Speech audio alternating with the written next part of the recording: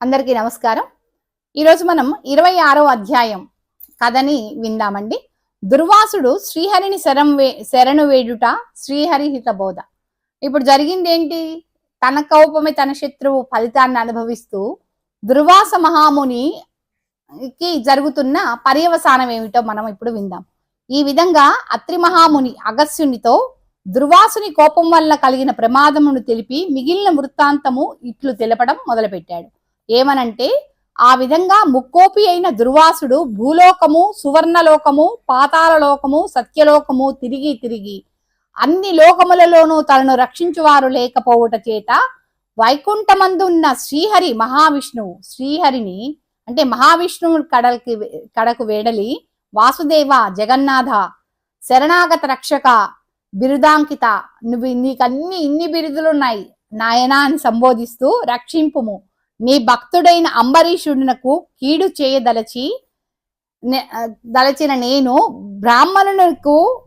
బ్రాహ్మణులకు కోపం ఉండరాదు అని తెలిసి కూడా ముక్కోపినై ఇట్లు ప్రవర్తించిన నాకు నా అపరాధాన్ని నువ్వు క్షమించుము. నన్ను నీవు బ్రాహ్మణ ప్రియుడవు అలా చెప్తూ విష్ణుమూర్తిని ఏమన్నాడు?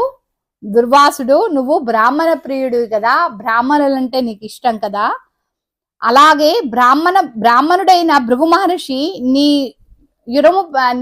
నిన్ను హృదయం మీద తన్నప్పుడు నువ్వు ఆయన్ని సహించి నువ్వు శాంతంతో అయ్యో నీ కాలు నొప్పి పుట్టిందా అని చెప్పి భృగు మహర్షిని నిన్ను కాలుతో తన్నినా గాని ఆయన కాల్ని నీ ఒళ్ళో పెట్టుకొని అంత ఇదిగా చేశావు కదా, మరి అలా ఉన్న నువ్వు నన్ను మాత్రం ఎలా నువ్వు ఇలా వదిలేస్తావు? నేను కూడా బ్రాహ్మణుడినే కదా అని బతిమిలాడుకోవడం మొదలుపెట్టాడు విష్ణుమూర్తిని.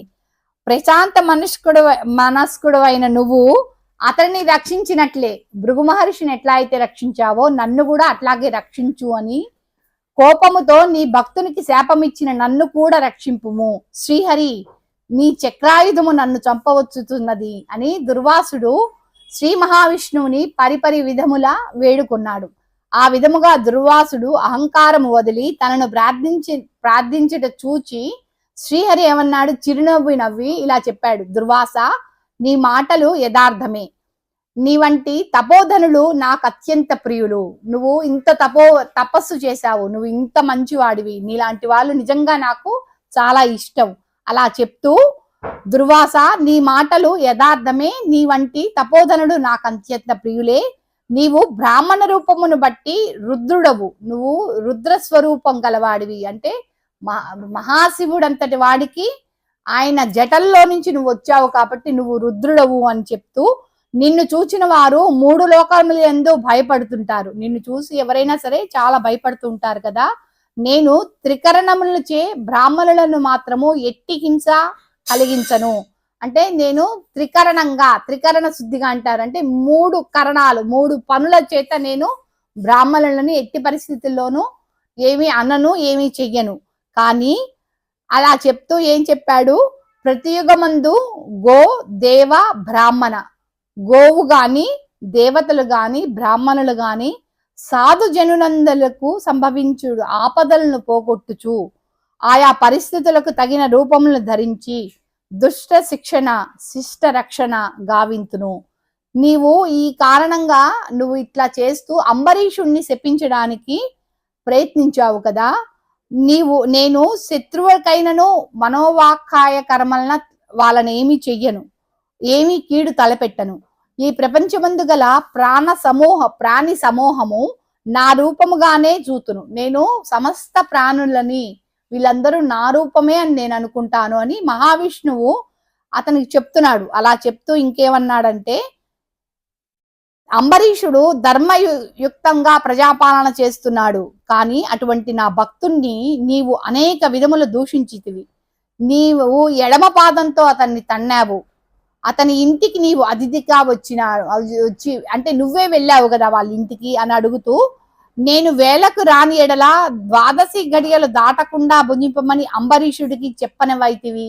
అంటే నీకు తెలుసు 12 మహిమ ఏమిటి, మహత్యం ఏమిటి, ఇన్ని తెలిసిన నీవు స్నానానికి వెళ్తూ నువ్వు చెప్పాలి అంబరీషుడికి ఏమని? 12 గడియల్లో నువ్వు భుజింపు, నేను వచ్చినా లేట్ అయినా పర్వాలేదు, నువ్వు తినమని నువ్వు చెప్పాలి.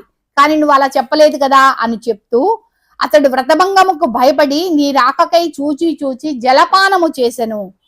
జలపానము మాత్రమే చేసినని మహావిష్ణువంతుడి వాడు చెప్తున్నారు. చెప్తూ అంతకంటే అతడు అపరాధం ఏమి చేసెను? చాతుర్వర్ణాల వారికి అంటే ఇప్పుడు ఇది ఈ వ్రతం చేస్తున్న వాళ్ళకి చాతుర్వర్ణాల వాళ్ళకి భోజనం నిషిద్ధం అయినప్పటికీ జలము తీసుకోవచ్చు, అంటే మంచినీరు తాగచ్చు. అది ఎందుకు? దాహ తృప్తి కోసం మంచినీరు తాగచ్చు అని చెప్తూ దానికి అపవిత్రత ఏమి ఏర్పడదే అని అడిగారు. అడుగుతో ఏమని చెప్పారు? జలపానమనరించినంత మాత్రాన నా భక్తుణ్ణి దూషించి శపించితివి. అతడు భంగము అవుతుందని భయపడి జలపానము చేసే గాని నిన్ను అవమానించటానికి కాదు. అతను ఎందుకు జలపానం చేశాడు, ఎందుకు మంచినీళ్లు తాగాడు అంబరీషుడు అంటే వ్రతానికి భంగం కలుగుతుందనే చేశాడు గాని నిన్ను దానిలో అవమానించే ఉద్దేశం అతనికి లేదు అని వివరిస్తూ స్వామి ఇలా చెప్పారు. నువ్వు అతన్ని శపించేటప్పుడు నన్ను తలుచుకున్నాడు, నారాయణ నన్ను రక్షింపుము అని అతను అడిగితే నేను అతనిలోకి ప్రవేశించి అప్పుడు ఏం చెప్పారు? నేనప్పుడు రాజు హృదయంలోకి ప్రవేశించి నీ శాప ఫలమును 10 జన్మలలో అనుభవించునని పలికిన వాడిని నేనే. నువ్వు ఇప్పుడు శపించింది ఎవరిని? అంబరీషుణ్ణి కాదు. అతను వేడుకున్న తర్వాత నేను అతనిలోకి చేరితే నీతోటి 10 జన్మల శాపాన్ని నేను అనుభవిస్తాను అని చెప్పింది అంబరీషుడు చెప్పలేదు, నేను చెప్పానన్నారు విష్ణువు. చెప్తూ దానివల్ల నా దేహము తాను తెలుసుకునే స్థితిలో అది అతని శరీరాన్ని నేను ఆశ్రయించాను, ఆ స్థితి అతనికి లేదు. అంబరీషుడికి ఆ విషయం తెలియదు. అతని శరీరంలోకి నేను ప్రవేశించాను అనే విషయం అంబరీషుడికి తెలియదు అనే విషయం శ్రీమన్నారాయణుడు ఆ మునికి చెప్పారు. చెప్తూ ఇంకా ఏమన్నారంటే నీ శాపము అతను వినలేదు. అంబరీషుడు నా భక్త కోటి శ్రేష్ఠులలో శ్రేష్ఠుడు, భక్త కోటిలో అతడు ఒక శ్రేష్ఠుడు, నిరపరాధి, దయాశాలి, ధర్మ తత్పరుడు. అటువంటి వాణిని అకారణంగా దూషించితివి, అతనిని నిష్కారణంగా శపించితివి, విచారింపవలదు. ఆ శాపమును లోకోపకారానికై నేనే అనుభవించును అని ఆశీర్వదించారు స్వామి. అటులు చెప్తూ నీ శాపములోని మొదటి జన్మ చాప, అతను ముత్యావతారం అన్నాడు. నేను ఈ కల్పమున అంటే మనువును రక్షించడానికి నిమిత్తము సోమకుడికి రాక్షసుని జంపుటకు మత్స్యావతార రూపము చాప రూపాన్ని ధరిస్తానన్నాడు. మరికొంత కాలమునకు దేవదానవులు క్షీరసాగర మదనం చేస్తూ ఉంటారు. అప్పుడు మందర పర్వతం కిందకి వెళ్ళిపోతూ ఉంటుంది. కవ్వంలా చేసుకుని మందర పర్వతాన్ని చిలుకుతూ ఉన్న టైంలో ఆ మందర పర్వతం కిందకి వెళ్ళిపోతుంటే దాన్ని లేపడానికి నేను తాబేలు అవతారం, కూర్మావతారాన్ని రూపం ధరిస్తాను అని విష్ణువు చెప్పుకొచ్చారు. వరాహ జన్మమెత్తి హిరణ్యాక్షుణ్ణి వధింతును, నరసింహ జన్మమెత్తి హిరణ్య కసుపుణ్ణి చంపి ప్రహ్లాదుణ్ణి రక్షిస్తాను. బలిచే స్వర్గము నుండి పాలద్రోలబడిన ఇంద్రుణ్ణి తిరిగి స్వర్గానికి అప్పగించడానికి వామన రూపమెత్తి బలిచక్రవర్తిని పాతాళ లోకమునకు త్రొక్కివేస్తాను అని చెప్తూ భూభారము తగ్గించటకు క్షత్రియులను చంపి బ్రాహ్మణుడనై జన్మించి భూభారముని తగ్గింతును. లోకకంటకుడైన రావణుణ్ణి చంపి లోకోపకారం చేయుటకు రఘువంశమందు రాముడనై జన్మింతును.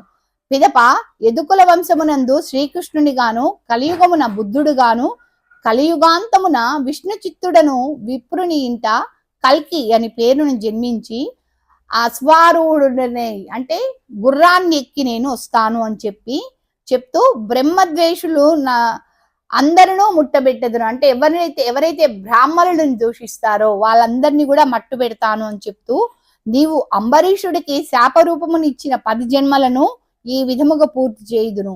ఇట్లు నా దశావతారములను సదా స్మరించు వారికి సమస్త పాపములు హరింపచేసి వైకుంఠ ప్రాప్తిని సొంగొదురు. ఇది ముమ్మాటికి తథ్యము అని శ్రీమన్నారాయణుల వారు ఈ విధంగా సెలవిచ్చారు. ఇలా 26వ అధ్యాయాన్ని మనం ముగించుకుంటూ ఇట్లు స్కాంద పురాణాంతర్గత వశిష్ఠ ప్రోక్త కార్తీక మహత్య మందలి 26వ అధ్యాయం సమాప్తము. 27వ రోజు మనం ఏమి చేసుకోవాలో ఒక్కసారి చూద్దామండి. 27వ రోజు నిషిద్ధములు ఉల్లి, ఉసిరి, వంకాయ. 27వ రోజు ఉల్లి, ఉసిరి, వంకాయ తినకూడదు. దానము చేయాల్సింది ఉసిరి, వెండి, బంగారము, ధనము, దీపాలు. ఇవి దానం చేయొచ్చు. పూజించాల్సిన దైవం కార్తీక దామోదరుడు, కార్తీక దామోదర అని పూజించాలి. జపించాల్సిన మంత్రం ఓం భూ తులసి ధాత్రి సమేత కార్తీక దామోదరాయ నమః. ఓం శ్రీ భూ తులసి ధాత్రి సమేత కార్తీక దామోదరాయ నమః అనే మంత్రాన్ని చేసుకోవాలి.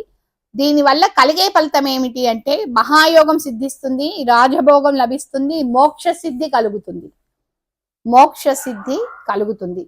ఇలా ఈ కార్తీక మాసం వ్రతం చేసేవారు ఇవన్నీ నియమాలు పాటిస్తూ ఉంటే మంచిదని 26వ అధ్యాయాన్ని ముగించుకుంటూ జై గురుదత్త, జై గురుదత్త, జై గురుదత్త.